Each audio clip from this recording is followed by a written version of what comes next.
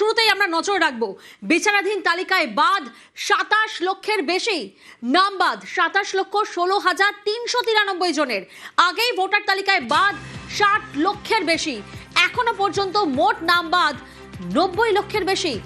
সোমরাজ প্রতিনিধি আমাদের সঙ্গে রয়েছেন, সরাসরি সোমরাজের থেকে জানবো। সোমরাজ, বাংলায় প্রথম দফার ভোট 16 জেলায়। গতকাল মনোনয়নের শেষ দিনেই চূড়ান্ত ভোটার তালিকা প্রকাশ করেছে কমিশন।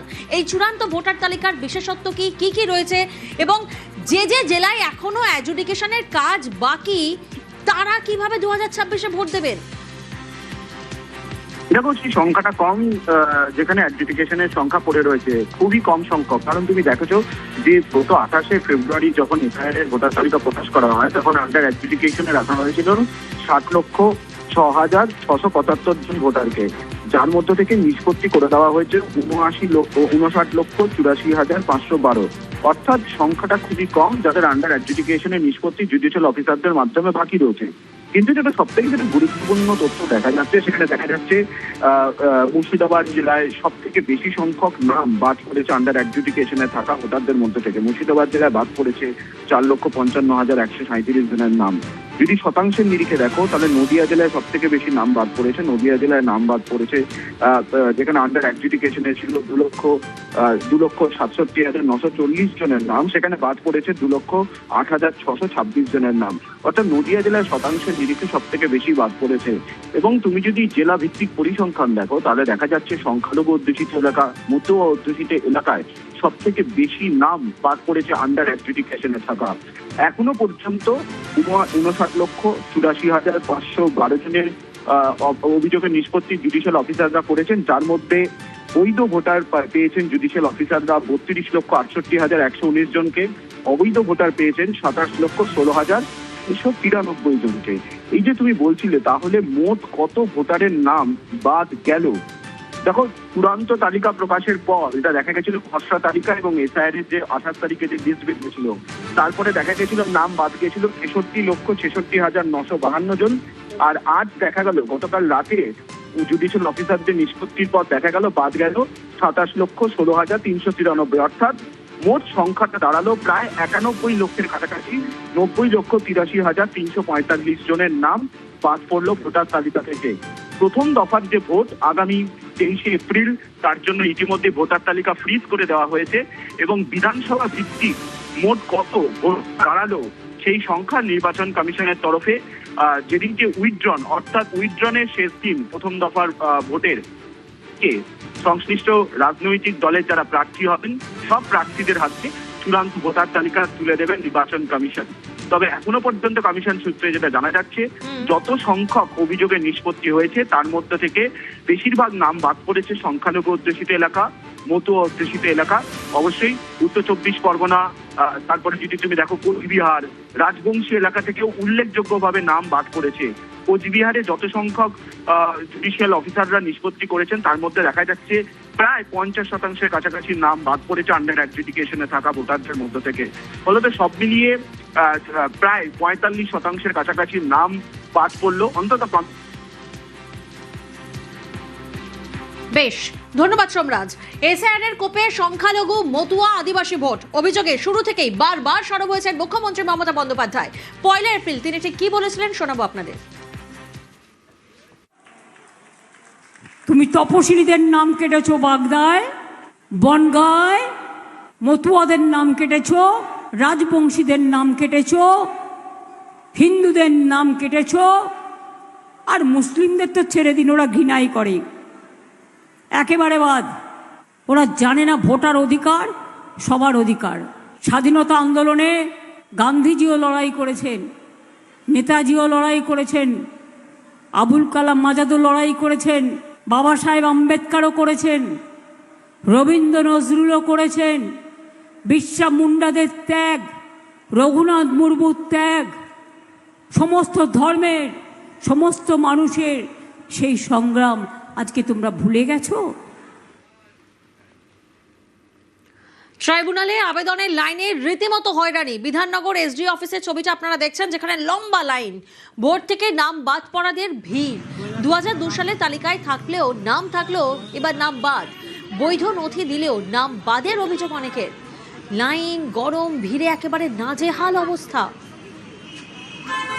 প্রত্যেক বাড়িতে ভোট দিই। হ্যাঁ দিয়েছি। কত বছর ধরে আছেন? আমি 43 বছর। 43 বছরে কেউ কোনোদিন কোনো প্রশ্ন তুলেছে? না। সমস্ত কাগজপত্র আছে? আছে। জমা দিয়েছিলেন? দিয়েছি। এখন কি বলছে? ডিলেট হয়ে গেছে। রাত্রি 4টের সময় এসে বসেছি এখানে। আমি আমার পেন্ডিং ছিল, আমার লিস্টটা, আমার নামটা কেটে গেছে।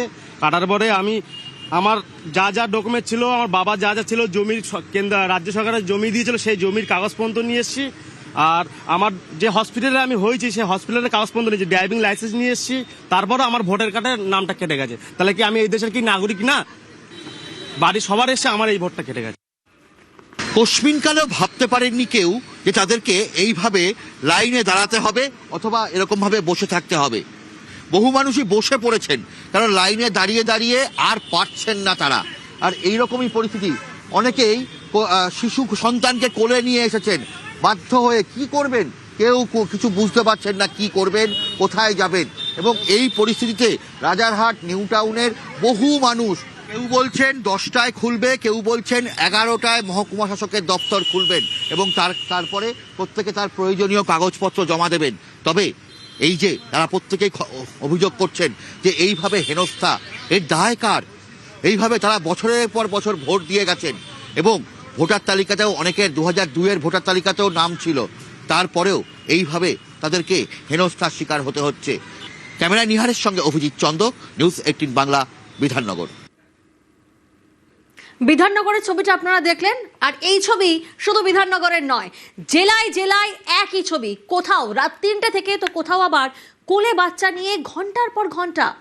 সিউড়িতে লাইনে দাঁড়িয়ে অসুস্থ মহিলা, তাকে নিয়ে যাওয়া হয়েছে হাসপাতালে।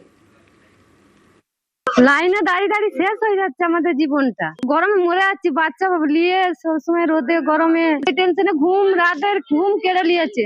আমরা প্রবলেমের মধ্যে আছি। আমরা 3টার সময় দিয়ে লাইনে আছি, ভোর 3টায়।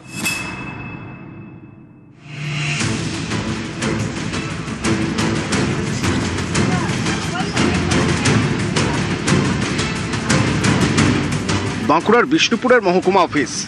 সোমবার সকাল থেকে এই অফিসের সামনে লম্বা লাইন।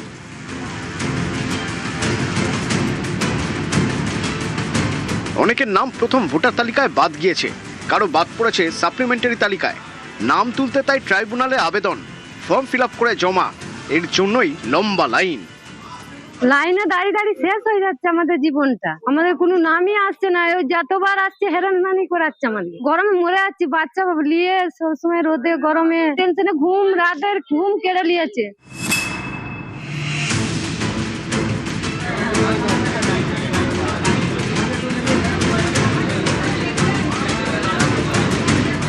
পশ্চিম মেদিনীপুরের ঘাটাল, এখানকার মহকুমা অফিসের সামনেও সকাল থেকে লম্বা লাইন এবার ট্রাইব্যুনালে আবেদনের। এসআইআরের হ্যারাসমেন্ট, প্রধানমন্ত্রী তো আমাদের ভোটে প্রধানমন্ত্রী হলো, মুখ্যমন্ত্রী হলো, পঞ্চায়েত হলো, সবই হলো, আর আমাদের এখন ক্যান্সেল। এখন আমরা ভোটার তালিকা থেকে বা সংখ্যালঘু দিকে করা হচ্ছে। এতক্ষণ দাঁড়িয়ে আমাদের হায়রানি পেরেশানি, ছোট ছোট বাচ্চা নিয়ে এই 3 মার ফেরত এলো। আমরা প্রবলেমের মধ্যে আছি। এই যে রোদের মধ্যে আমরা 3টার সময় দিয়ে লাইনে আছি, ভোর 3টায়।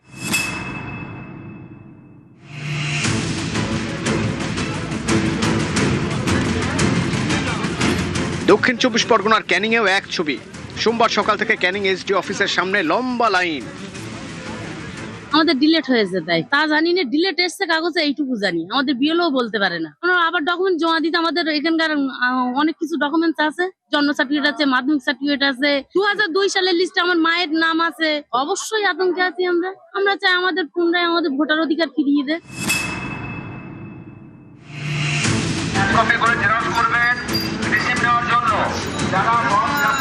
ট্রাইব্যুনালে আবেদনে লম্বা লাইন পূর্ব বর্ধমানের কাটোয়াতেও। এখানকার মহকুমা অফিসে চলছে ফর্ম ফিল আপ।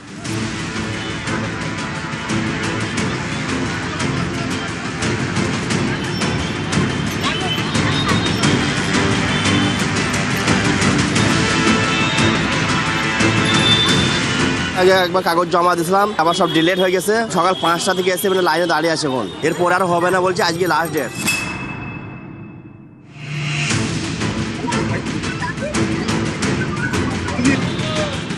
কোচবিহারে জেলা শাসকের দপ্তরের পাশে মাইনরিটি অফিস, এখানেই বসেছে ট্রাইব্যুনাল।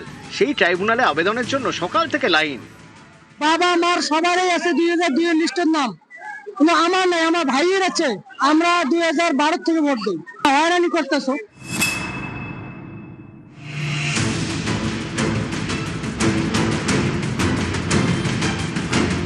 বিধাননগর এসডিও অফিসের সামনেও লম্বা লাইন, ট্রাইব্যুনালে আবেদন করতে ভিড়ে ভিড়। 11টার দিক থেকে দাঁড়িয়ে আছে আমরা। ডিলিট হয়ে গেছে? হ্যাঁ, ডিলিট হয়ে গেছে। 2002-এ ভোট আছে আমাদের। হ্যাঁ, তারপরে ডিলিট। 1 তারিখে হঠাৎ দেখছি আমাদের নাম ডিলিট হয়ে গেছে। এই সব ফর্ম ভর্তি করে দিয়েছে আমাদেরকে, এখানে আসতে পাঠিয়েছে।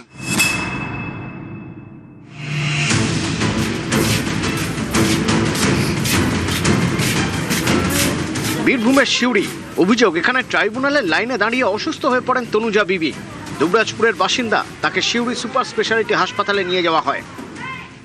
এসা লাইনে প্রচন্ড ভিড়, তো এবার রোদে আর হয়েছে, তখন আমি অতটা বুঝতে পারি নাই। তারপর আস্তে আস্তে বলছে আমার গা মাথা ঘুরছে। নিউজ 18 বাংলা।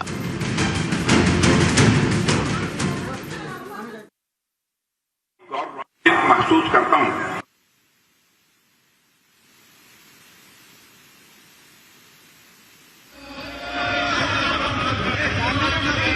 আমাদের মধ্যে উপস্থিত হয়েছেন মাননীয় প্রতিরক্ষা মন্ত্রী মাননীয় রাজনাথ সিং জি।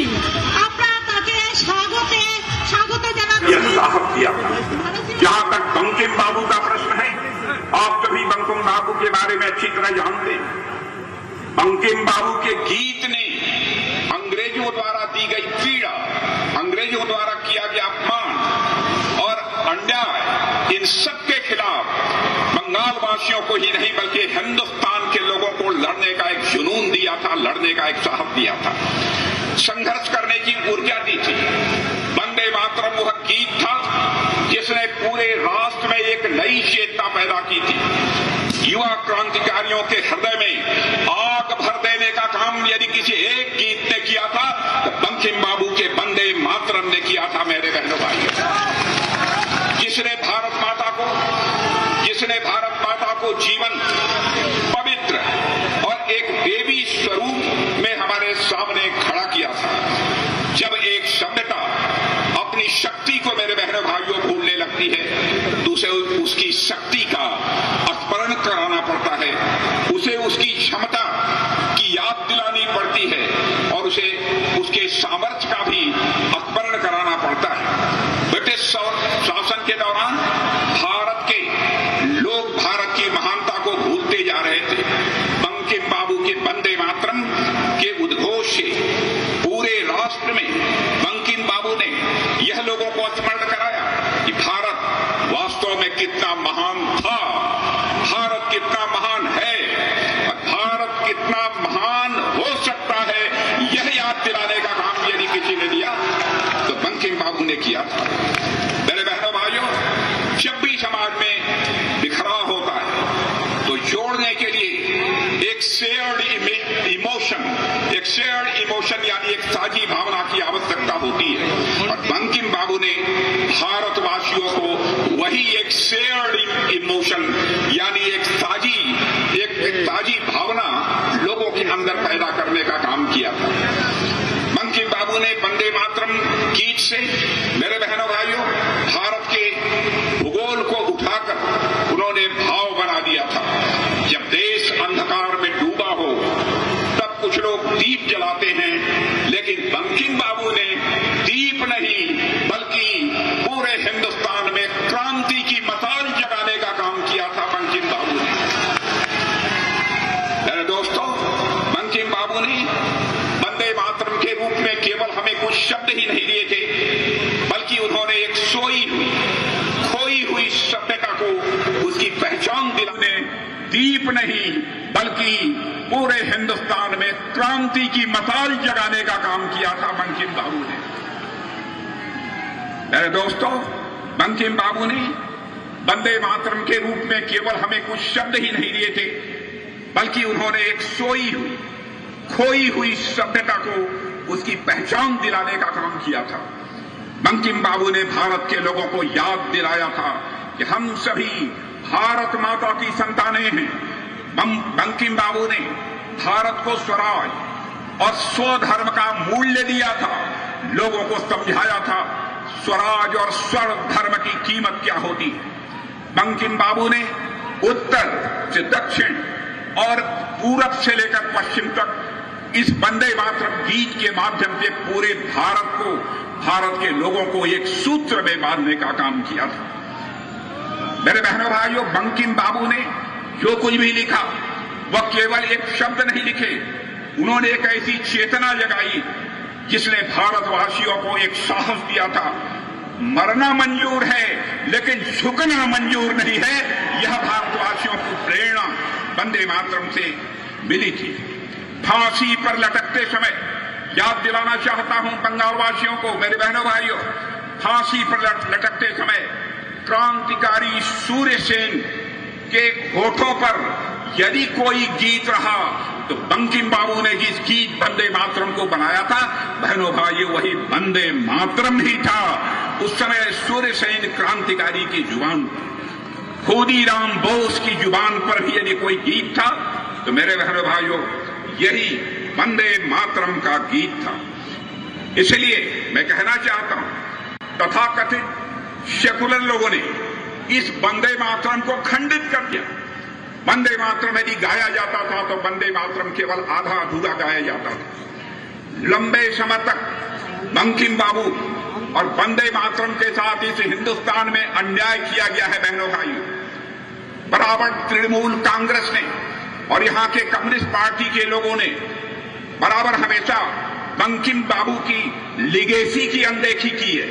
लेकिन मैं दावे के साथ कह सकता हूं, दुनिया की कोई ताकत इसे चैलेंज नहीं कर सकती है कि प्रधानमंत्री मोदी जी ने पहली बार बंकिम बाबू की लिगेसी को और वंदे मातरम को इस हिंदुस्तान में उचित सम्मान दिलाने का काम किया है।